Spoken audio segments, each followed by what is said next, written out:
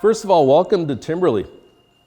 And 1972, we're going to talk about this year for a while because this is when Timberley came into. How many of you were alive in 1972? All right.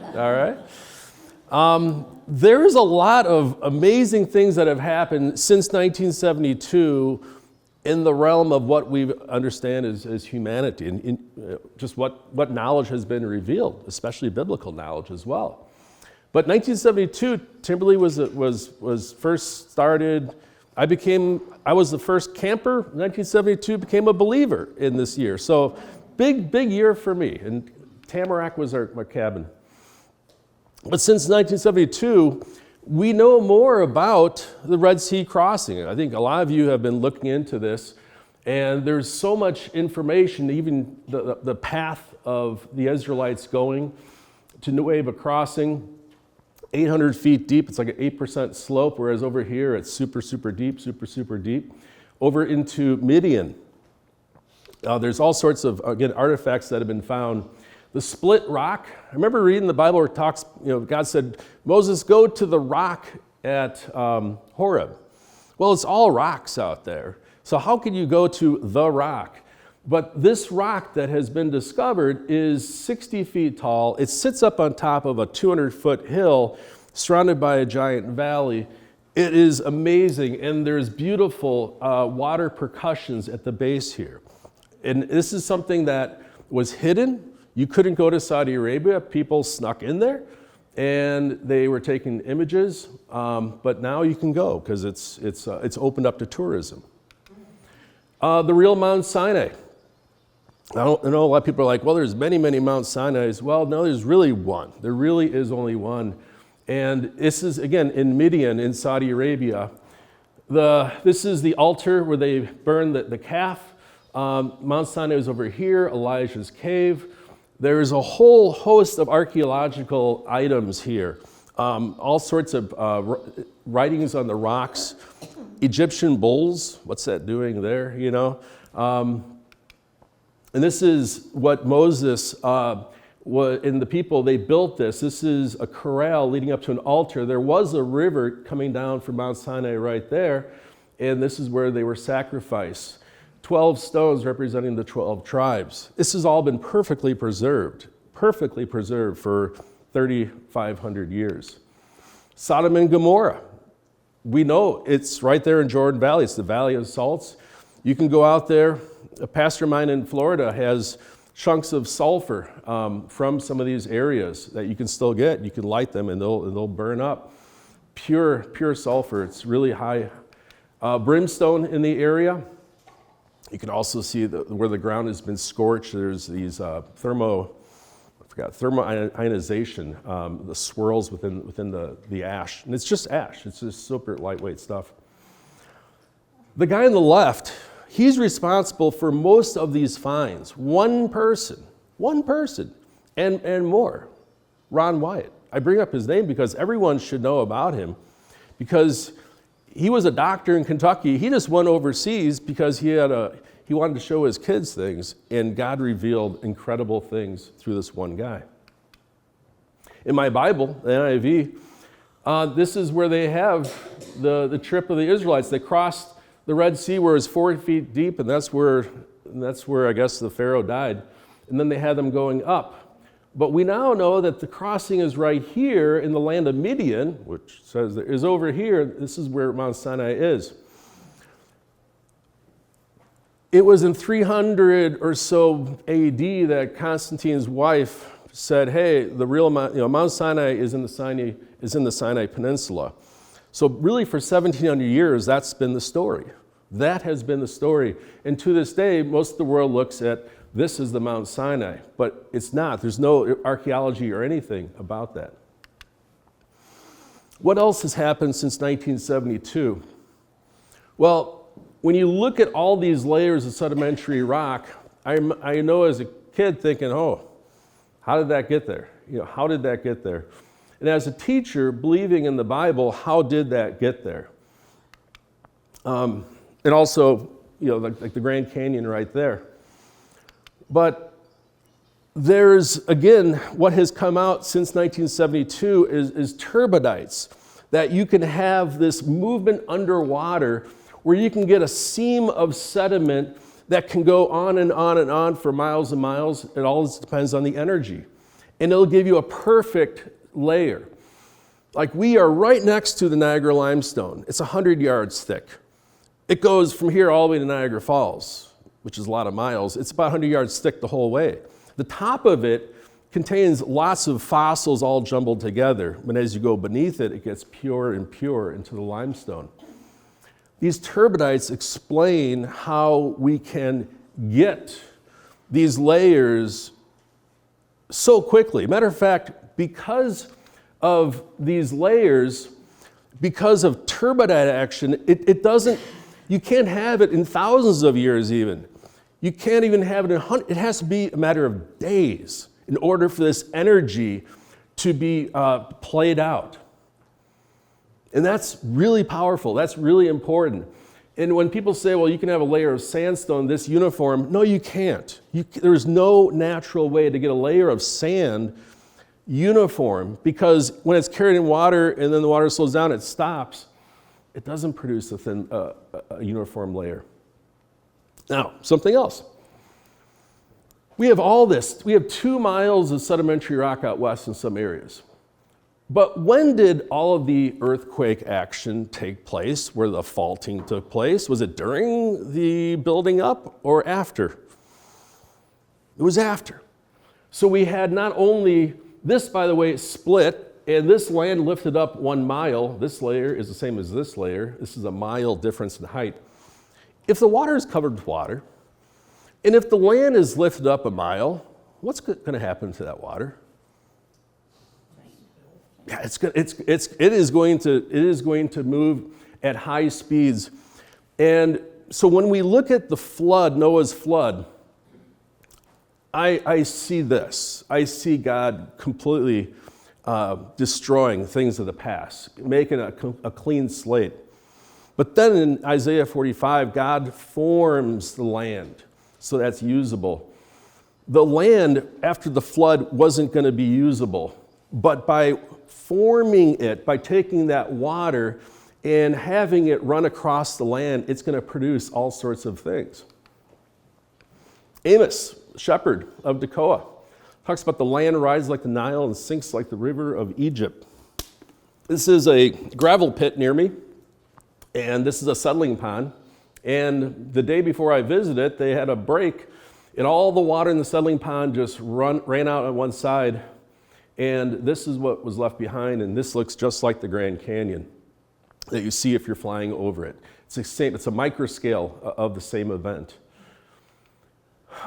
This is also something, since 1972, the talk about deluge of water, that there was water in the Pacific Northwest that raced across the land, and it gouged out all this lava rock, and you see these little circular areas here. We'll be talking about those in more detail.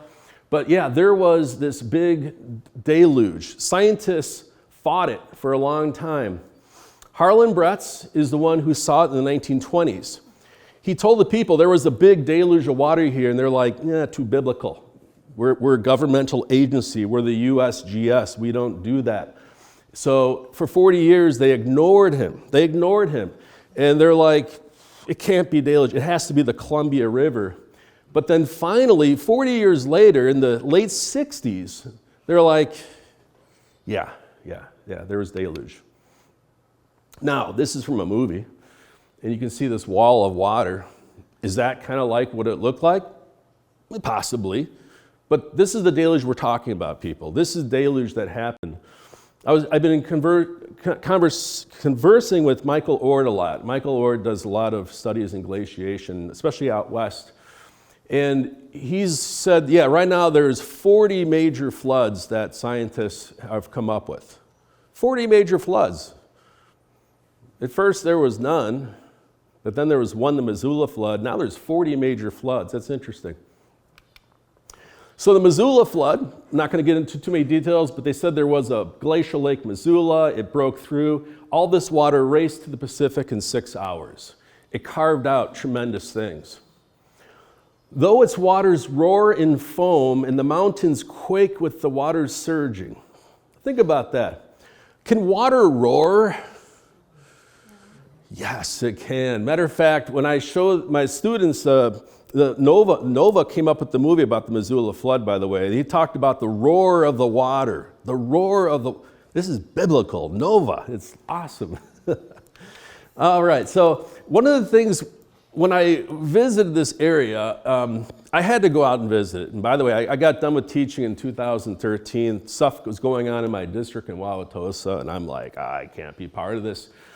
But I'm like, you know what? Now's the time to actually satisfy some curiosities, because the movie talked about all these drumlins that were formed and these amazing potholes that were formed out west.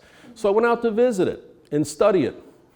And I noticed something, that you have a feature like this. This is Umatilla Mesa. It's a deluge mesa. It basically, the top of the ground is where the land used to be, and everything got washed away except for this hill. This is that same hill. Here's the whole landscape. You can see the top of the ground, but this whole canyon, all that lava rock is gone. Here is what's left behind, this right here. And I noticed something. In Wisconsin, we have these rock features that they look just like it. And we have one called Rocha Cree, which talks about the rocks crying out. Kind of biblical too. And I just paired them up. Look at the big blue represents the water the deluge waters went. Deluge water going this direction. The yellow represents the flat top. Both have a flat top. The red arrow represents this wedge. In Wisconsin, we have the cheese heads, right? The little kind of a wedge of cheese. Well, that's what we have right here, is a special wedge shape to these points. The dark blue shows this sawtooth blade. It's a very narrow blade, just like a sawtooth. And then the green just shows the vertical sides. So all of a sudden after this trip, I'm like, wait a second. We have these in Wisconsin. Why? Why? Is there a pattern here? And by the way, these are shaped just like a lot of the ships. A destroyer has a flat end and a point on one end. A battleship has a point on both ends. And when you put them together, you have an armada. And that's what we have in Wisconsin. If you go Highway 90, 94 by Toma, there is an armada of these. These aren't the tallest ones, but they're all together. This is Long's Peak. It's about half a mile long. These guys are all a little bit smaller. But notice they're all in this direction. There was something that was coming from the northwest in this area. Everything got washed away except for them. They survived.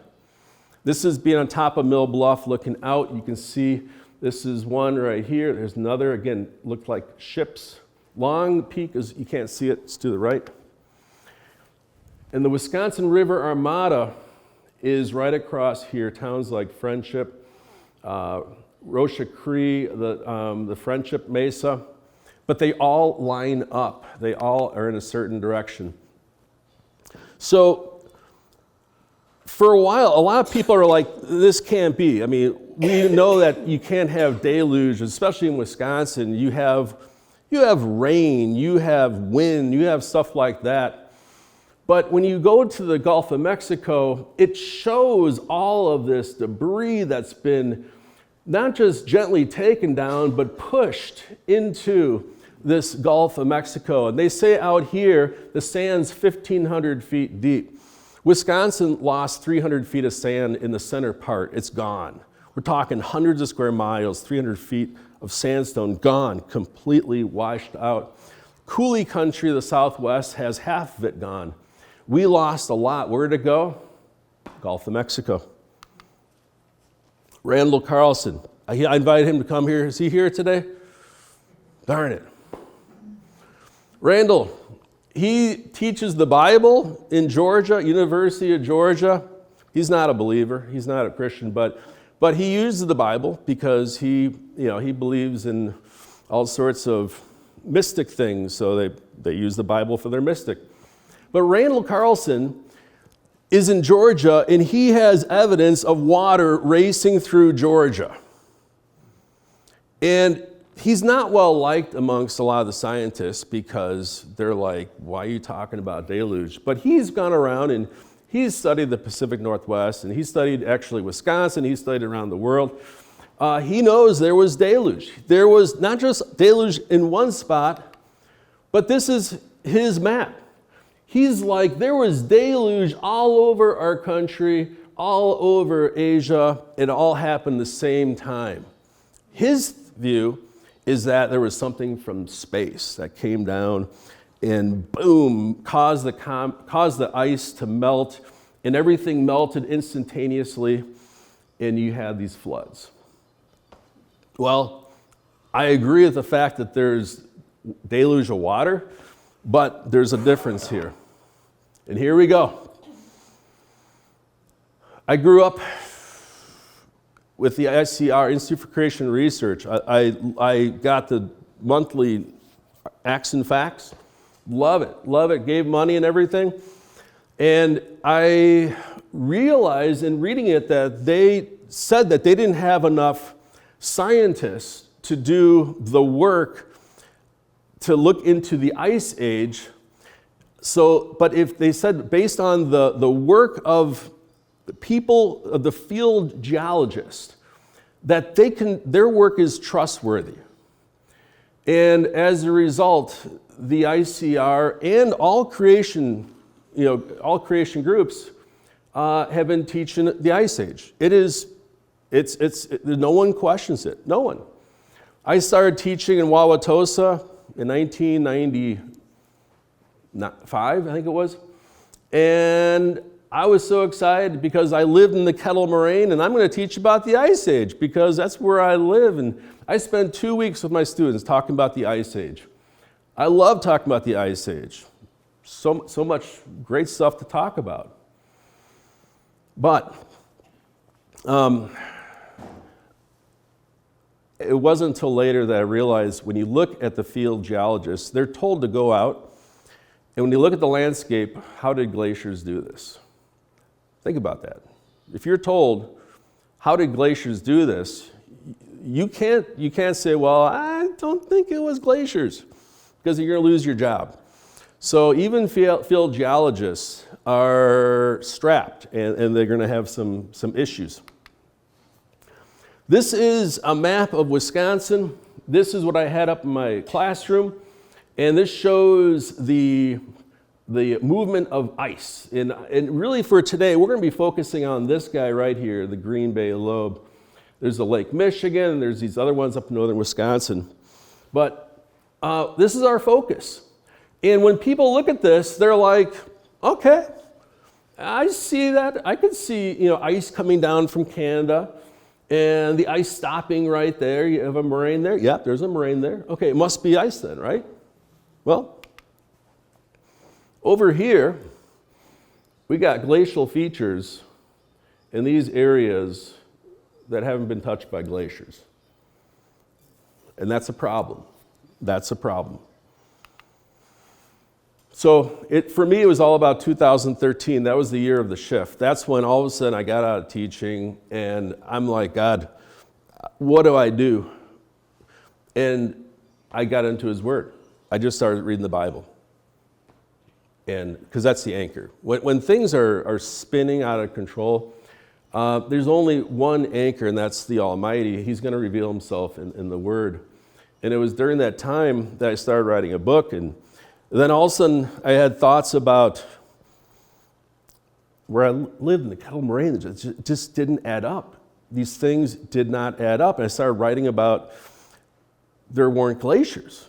And it's like, this is crazy, but it's like deep, deep thoughts, And so I was writing a whole bunch of things down, and that's also then when I realized this trip to the Scablands in 2014, and I had to study this. I had to live there and find out for myself just if there's any connections between this and Wisconsin. So here's the big question. How important is it to know whether we were impacted by glaciers or water deluge? It's not a salvation issue at all. But for me, here's what I can say personally. When I was just believing everything was glaciers?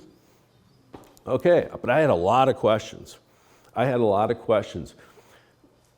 For me now, first of all, we all want truth, right? We don't want to hang on to things that might be misleading. So especially in today's world, our antenna is up. And I hope everybody here, your antenna is up for this presentation to check it out and be like, I'm going to really question this guy, okay? Because that's important. You got to question everything. But we want truth. Also, as we're walking, we want to give God the glory. And this has been, for me, huge, because where I live in the Kettle Moraine, I can step out my door and I can walk on these things we're going to be talking about and praise God, because his power did this. It wasn't ice, it wasn't melt water, it was his power. And the other thing is, water deluge fits in much, much more powerfully with the biblical flood. And have this been the direction, I believe this would have stopped 200 years of waywardness, to be perfectly honest. So where's the perfect place to study about if this is ice or if this is actually a deluge? Well, Wisconsin. We're the perfect state to study it because we have this convergence. As a matter of fact, right here we have a place where the two lobes come together, the Kettle Moraine, and it should reveal, if it's water coming together really fast, there's going to be some vortex going on. If it's ice coming together, there's going to be a nice buildup there. Well, this is where we're studying. It happens I live right at the edge, right where the two come together, which is kind of cool. What do we know about glaciers? If you go up to Alaska, they go with the flow, and they typically follow gravity, and they carry ice and they carry debris, but when you think about it, in the mountains they carry a lot of debris because of, you got earthquakes and other activity where the rock lands on top of it. But how does ice actually, if it forms in a flat area, get rock in it? We don't think about that, but that's a problem for the Ice Age. Here is the Hudson Bay up here. Here's the tail of the Hudson Bay. And there's the thinking is these continental glaciers formed across here. Now, I want you guys to ponder something for a second. Going from here all the way to here where we are, it's about 300 and some miles. And about 90% of the time, these glaciers are going to have to go uphill, like really big uphill, especially over here where they're going up in some spots 1,000 feet. But it's only right in here is where it's going downhill for a little bit. Only just it's a little area. That is a big, big issue. I want you to ponder this. This area in the east part of Lake Superior, if you look at the bottom, there's these deep, like, scratch marks. And where it's blue, it's like, I believe it's like 1,000 feet deep, all right? Super deep, maybe 800 feet deep. What are those blue like? This is what you're looking at. They're canyons. This is from the deluge of the Scablands out in the Pacific Northwest. They formed from water deluge. If we go back here, these are all canyons, and this is the same lava rock that's in the Pacific Northwest, easy to erode. How would glaciers carve out these canyons right here? That really doesn't, I mean, by the way, I've come to recognize there is no such thing as an Ice Age scientist. They don't exist. There is nobody who's hired to be an Ice Age scientist. There are scientists that believe in Ice Age. That's really what it boils down to. How does a glacier produce these giant canyons here? I haven't heard a good one, but deluge, we know it happens. It happened out in the Pacific Northwest. What does the Bible have to say? You split the earth with rivers, the mountains saw you and writhed. Torrents of water swept by, the deep roar. There it is, the deep roared, okay? People, the deep is way at the bottom. How is the deep gonna roar unless it is pushed out? when I talk with creation scientists, they're like, well, there's got to be a mechanism for the energy. Did Moses need the ground to split at the Red Sea, or did God do something? God created a wind, right? And that wind came across and split the Red Sea. Well, God is going to do what God is going to do, but right here in Scripture, once again, we have just the vision that Habakkuk had. We first had Amos with this vision of what he was seeing. Now Habakkuk is into it. So if you look at Wisconsin, you look at the Arctic Ocean up here, and is there any clues that maybe this water moved during here after the flood? We know in the Arctic Ocean there's a rift zone there, but why are there channels here? Is that ice, or was that water coming through? Why is there a Hudson Bay? I mean, this should be all brown or gray across here, but there's a Hudson Bay here. If you look, the bedrock is all soft sedimentary rock. It's softer than around it. So it appears something came through here to kind of wash that out. Why is there a tail?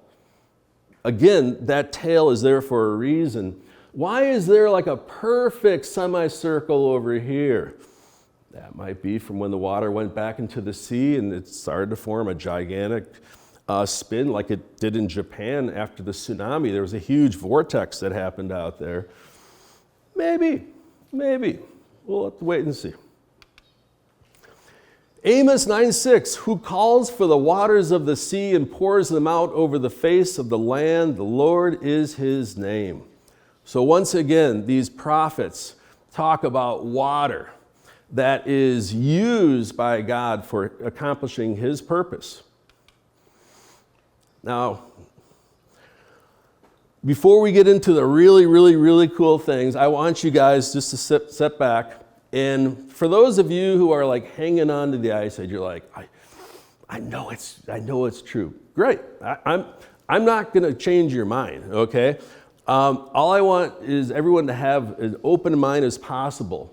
But I want you guys to really look at some key things. These are real glaciers in Alaska by the ocean. You can go to Google and check them out. This right here is 30 miles across. This right here is 60 miles across. It's kind of comparable. This is bigger. Notice that with these glaciers, when they are confined, they're in a nice river. But as soon as they are no longer confined, what do? They expand.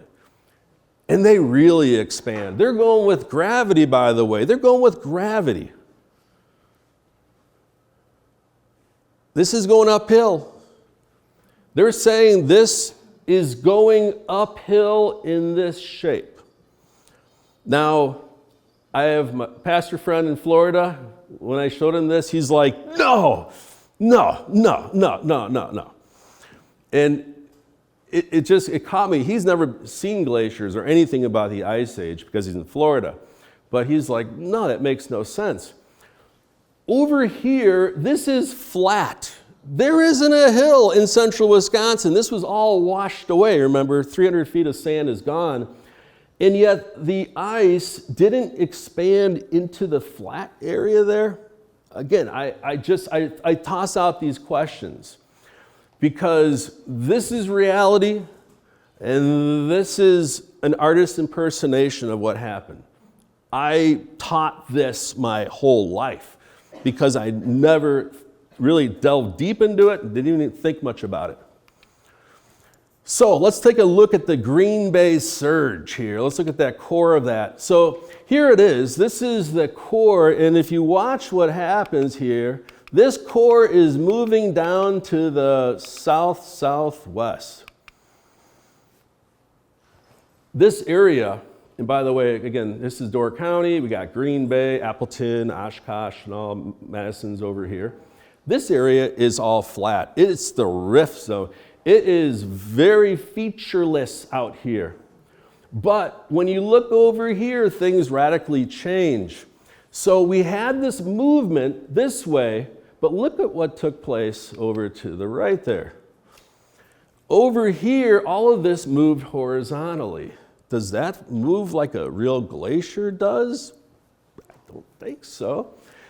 And we know it went this way because there's hills right along this edge that all face in these directions. They're called drumlins. They're streamline hills.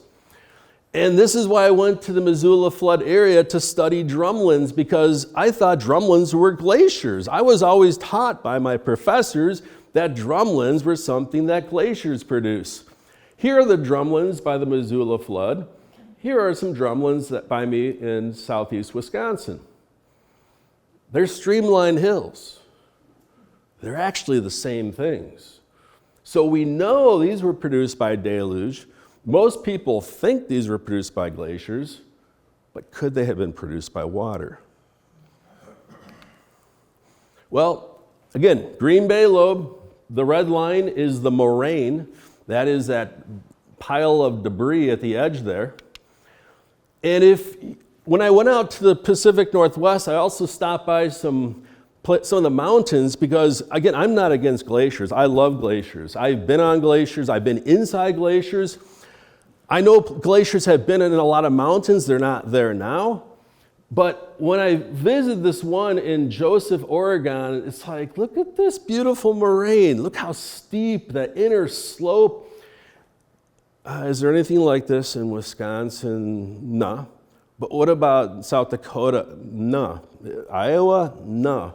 No. If the glaciers came down and they stopped, you'd think you'd have something, maybe not as tall, but something like this, but it doesn't exist.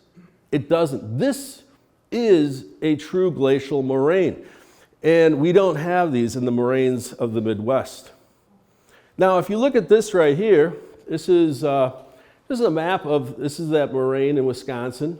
And it's all pretty plain out here. And again, a lot of people think this is a glacial moraine. But I just happened when I was walking the beach one time to notice something that even a wave, what does a wave produce? A moraine. This is microscale. Microscale, in earth science, you can go microscale and you can go macroscale. Doesn't matter. They all match up. And not only is there a moraine there, but there's also little moraines over here. It's like, that's kind of interesting. So the Kettle Moraine versus the Scablands.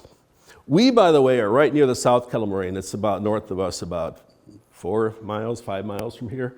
So we're right near it.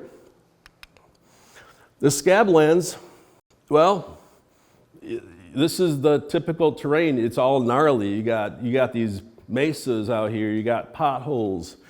How do we get the Scablands? This is a big region of Scablands.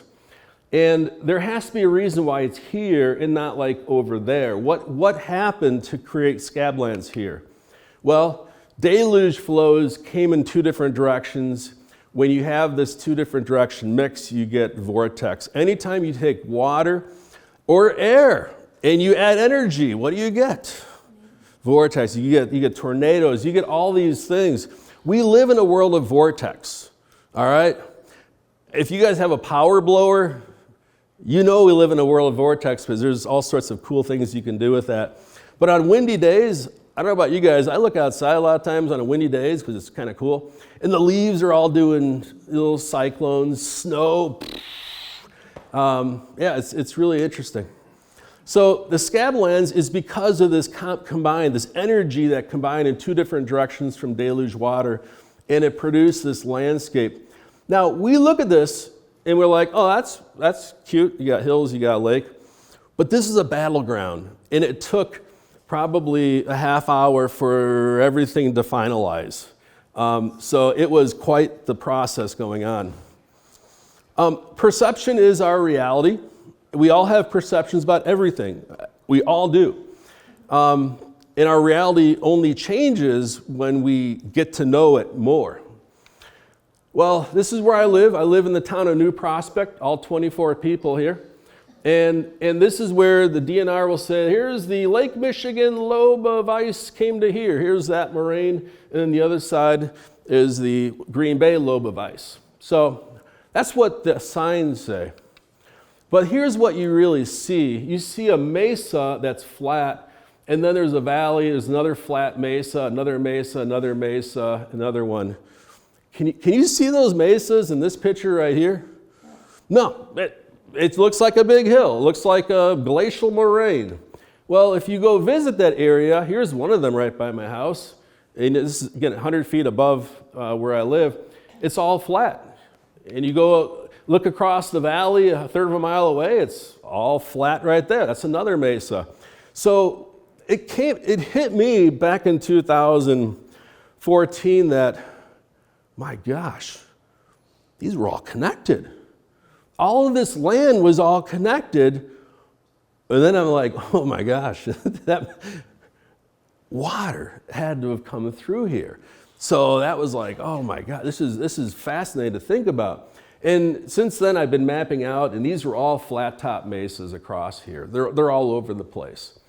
But a mesa is a survivor. A mesa just doesn't form. Mesas survived everything that got washed away around it. So, the true reason for this terrain, it's all about the colks. It's all, if you're going to understand the scablands, you got to know about colks. What are the colks? Well, be ever seeing, but never perceiving. It's the vortex. It's the hydro tornado. I even checked Wikipedia. Yeah, you can go up to Wikipedia. They talk about colks. They call them underwater like tornadoes that are capable of carrying boulders and all. All right, so it's out there. But there's not much about it. I caught it through the movie Nova where they talked about the colks. And then when I started researching, it's like, no one's writing about this. Why aren't they writing about this? That's really strange because this is one of the coolest things around. So that's what I've done. I've been researching and I've been following the paths of these. I told Michael Ord, I said, Michael, there's a 400-yard colk path in my backyard. I said, when you go to the Scablands, because he said he wrote a book about it, I'm like, did you follow the paths? Did you study them? They're so cool. Come on over and check out the ones that... But he's quiet for right now. For all of you guys, by the way, at some point today, if you're interested, I have a gift for you guys. All right, I have a book that I put on a flash drive. It's got all this information and more so, but it's all about Deluge. And I have tons of pictures on there because I'm a guy I like a lot of pictures. So there's a little bit of writing, then there's pictures, and hopefully you'll enjoy it. But you can copy it and send it to someone. Just get the word out there. There's going to be no money in this whatsoever. It's never been about the money. It's about information. And God's given me a turf job where I'm actually able to enjoy my work during the day. But this is what I want to share about because this is so beautiful and powerful.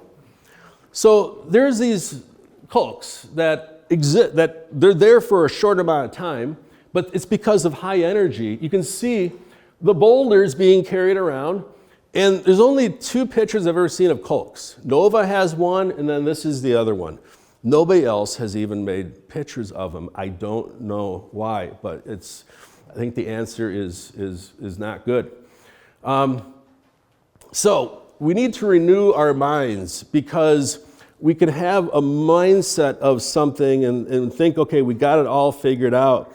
But sometimes we have to realize, like, for me, I taught my students glaciers, and all of a sudden I'm realizing, wait a second here. Wait a second. What have I been telling them? So I had a lot of emotions over the last few years and all, but it's the truth. The truth is all that we want. So again, we got the colk, we got the spin, we got the rotation. This right here is where it's touching the ground. This is all underwater, okay? It's all underwater. And as it hits the ground, it's going to do something. It's either going to cut or it's going to hop. This is the Nova picture. This is their colk. You can see that it's coming here. And in the video or the movie they show it boom, hopping. So you see 2 potholes right near each other. They can do that. Colks can hop, but colks can also just fly through an area. This is where a coke flew through this area of the scablands, carved out this beautiful trench. They're nice and U-shaped there, very nice. This is my dog Roxy, and we were out in a pothole, and you can see this distinct edge right here? That is just a beautiful edge where that coke was spinning out here. It actually produced a perfect edge to it. And also, as I followed the paths, because when I went back out, I realized I didn't really follow the paths. I saw pictures of potholes, I took pictures, but I didn't follow the paths of the cokes. So my second trip out there, that was all about following these paths, and that's when I realized, that's when you learn about, if you follow the path of anyone, you're gonna learn about that person, right? And when we follow God's paths, we understand what God desires. Coke's no exception, yep. What about undertows? Undertows. Yeah, that's a beach thing, but that does involve the vortex there. Yep. So clues to look for if potholes are created by cokes. Vortex action of water. Well, find the entrance and possibly an exit in this depression. So if you want to know if an area was produced by cokes, if you have potholes, does Timberlea have potholes? We got potholes. Yeah, we got, as a matter of fact, when I was in the scablands, I was just sitting there and I was looking at this one, I'm like, wow, this is just like Timberlea. It was the steepness and the shape and all, and I couldn't wait to come back and visit here because I wanted to see if there was something. Another thing that we're gonna be looking for is the distinct edge to the rim. There is always a distinct edge to that. So scablands, 2 potholes, possibly from the same coke spinning around. And this is the scablands. This is where I live in the North Kettle Moraine. Here's the base, here's the base, here's the steep slope, here's the slope. And the entrance or exit is over there. You can't see it in this picture here. This same pothole, here's an entrance coming up. I actually followed this path. The cool thing is I've been hiking the Kettle Moraine for a lot of years, but really focusing on troughs for the last 8 years. And every time I hike a new spot, it's the same pattern. That's science. That, to me, that's the most exciting part. When it's the same pattern over and over, if you find a trough and you know you're in a trough and you find it and it takes you to a pothole, that's a coke. I went and I lived in the glacier areas because I'm like, I gotta know if glacier debris have, no, I'm sorry. I didn't see many potholes, many kettles. I didn't. There isn't much. The terrain was really mild in glaciated areas where you have all the debris dumped. There's nothing exciting. The scablands, very exciting, and the Kettle Moraine is very exciting. It's just, as I'm comparing, and that's what today is about, is comparing back and forth. Usually scablands will be on the left, Kettle Moraine will be on the right. So once again, scablands, coke, maybe several cokes out here spinning around. Eventually they left this area, maybe that's where they entered it right here. You see this right here? This is a small trough. This is probably about 10 feet deep. And this you can follow. And I'm showing you this picture because when we do our first hike, we're gonna be seeing a trough like this in amongst some of these potholes. But we're also gonna be checking out some potholes here. This is one of the coolest ones out west, to see a divot, and then the pothole over here. This was a coke hopping across the ground. Again, underwater. And I remember reading in the Colorado School of Mines, where they had a little bit of research, they talked about cokes being able to hop and skip. And when I was out there, I was able to actually see places where they were hopping over the landscape. Again, if it goes like this, it's gonna produce a trough, but if it's hopping, it just dimple, dimple, dimple. This is the Kettle Moraine. This is right by east of Kewaskum.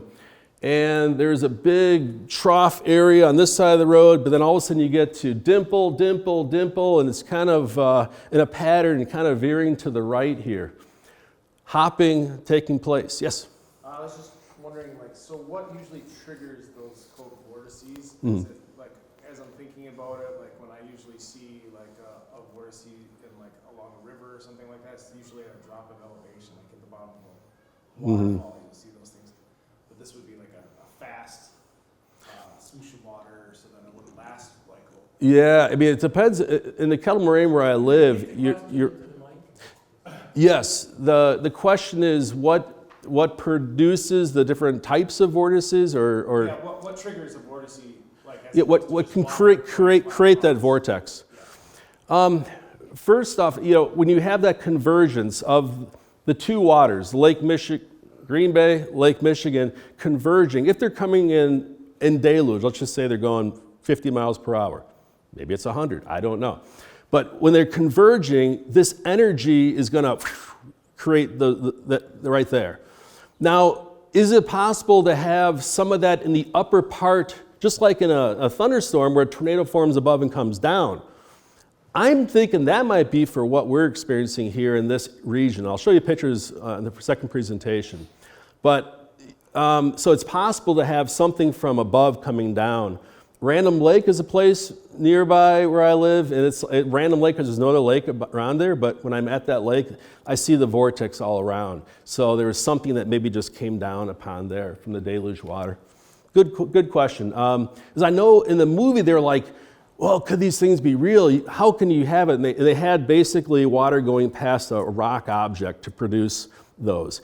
And granted, I did see a lot of vortex right by those buttes, so that's by those mesas. I mean, they were like great spots, to produce them. Golden rules about colks. Where colks form, there is a swarm. It rhymes, but it's also true, okay? You're really seldom going to see a colk by itself, because what triggered it is maybe triggering several. And one colk can produce multiple colks. You're going to see a spot where there's a colk, I believe, multiplied. It reproduced. Do tornadoes reproduce? Have you heard about that? Can a tornado spawn off another tornado? Absolutely. And colks are nothing. They're just like tornadoes, except colks are probably 1,000 times more damaging. Tornadoes don't blast through rock, but colks, they're super powerful. Secondly, most traits of tornadoes, again, match the traits of colks. So when you think of a tornado can be an F5, the biggest, like close to a mile, can a colk be an F5? If the conditions are right.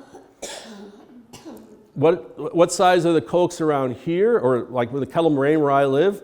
Most of them are probably 10 to 20, 30 feet, but there were some big ones. There's some over 100 yards. Here you're going to see some over 100 yards and all. Okay, if you're going to be on the hike, we're actually going to go and start at the top of a pothole. Look at it, and then we're going to basically look for the entrance. Where, if there was colk activity, where did it come from?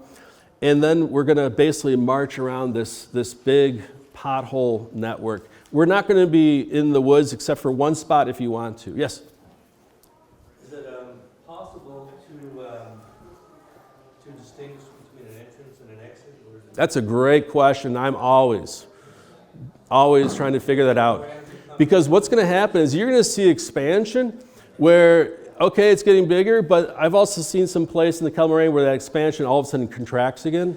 So it's all about the circumstances. Here, you're going to see expansion going out away from the main energy. The land that we're on here, as you were driving to Timberley, did you notice how flat the fields were for a while? But then all of a sudden it was like really, undulating and all. This is the level that was across this whole region for miles and miles. So all of this has changed. It's either because of melting ice or because of vortex activity, and that's what we're getting into today. But if we have potholes, there has to be an entrance, and there has to be at least an entrance. And as we go down here, we're going to check out and look for an entrance to some of these potholes over here. Okay. Couple of things here. First of all, we're right by a nice big pothole, right up the right at the edge of where we're eating. The top of the hills where we're going to end up. So we're going to be doing kind of a big oval. But if there was a lot of vortex activity, it's going to radiate Kolk vortexes away from that. And in the hillside, you can see a little dimple right here. But then right here, you can see a nice area where it just got blasted into. And again, if it was just a rim circling this without an entrance or exit, you could say, well, that's a good case for an ice chunk and all, but we have a pathway, and there's going to be a whole lot more to talk about in a little bit. So that lake area, tremendous activity, but now we have the result of some events going around the side. This is a pattern that actually happens for several miles across here, where you have a big activity and then you have smaller stuff occurring. So we're going to go, for those who want to see a trough, in front of this cabin right here, there's a trough right there that you'll see, but then there's another trough on the other side of the cabin that cuts across. And when you see the trough, you'll see a little, again, a U shape, very uniform sides to it. There's the trough you went by. There's a small trough between the cabin and the path. Right here, you can see a good dimple. This is where, again, vortex activity came across here. And again, sometimes you get the V shape when it approaches a pothole, but quite often you're just looking at like a saddle that comes across. And it's not really natural. If this was from ice chunks, this is something that, again, shouldn't have these paths. These paths you can actually follow across there for a while. It's all, again, it's not like from melting ice and all. So anyways, you can see we're going around this big pothole right here. As we follow it, again, just make observations, look at the steepness of it, look at the rim, but we'll stop in that corner because there's so much to talk about when we get to that corner up there, okay? Hey guys, all right, we're getting to where things are going to be pretty interesting. So again, the lake's over there, vortex activity. Several Kolks came across here, produced several of these potholes. So you have this spinning vortex. You can see the rim across here, pretty uniform across that. That's typical of Kolk. Notice the top here, this level ground was what it was like for miles and miles. Another big activity over on that side though. But if you look right here, what do you see? You see there's a depression, right? Why is that there? And when we look at that, is it like where there's a stream or rain, did it gouge out? Well, it's kind of broad and wide, and that broad and wide is a trait of Kolk activity, vortex. Also, when we get to the mouth there, you're going to see a scoop. I call it the scoop. It's just a lot of these potholes, where a Kolk leaves it, there's like an elevation. It's shaped like a scoop, and you can see how it extends right here. It's scooped out. So there was a Kolk that probably was spawned off, maybe it was pushed out, it moved across there, and then when you go over there, look at that side and see if there's any evidence of that Kolk going down that side, because you're going to see something on that side. So it was an active Kolk area right here, which is really cool. All right, so we have a little, all right, right there, sure enough. Those are all clues. So what you're doing is you're seeing most likely the path of a trough there and also over here.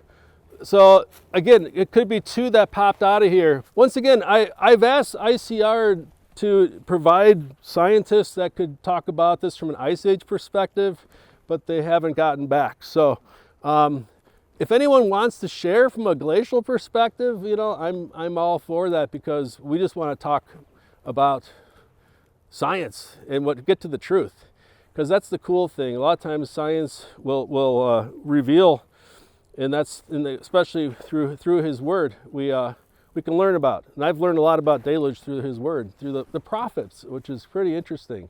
You know, those obscure prophets, so-called minor prophets, no, not so minor there.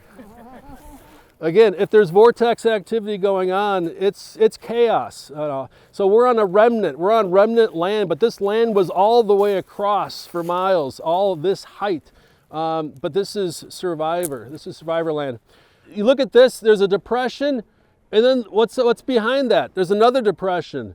So this is that hopping type thing that colks can exhibit. I saw this in the Scablands, it's in the North Kettle Moraine, but right by the rim over there, you can see up against the rim a little dimple, a little spot where the ground has this depression, probably 20 feet across.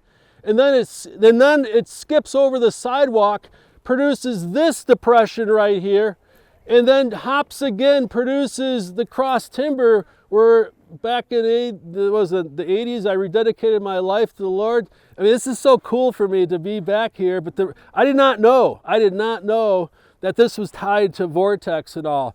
And this is so cool. But then to go from that pothole, it expands even more to that pothole and then across that field. It's a beautiful progression of vortex energy, of water, God's tool for getting the land to have all these beautiful shapes and like Dave prayed about, for, you know, God designed everything how it should be. Everything how it should be.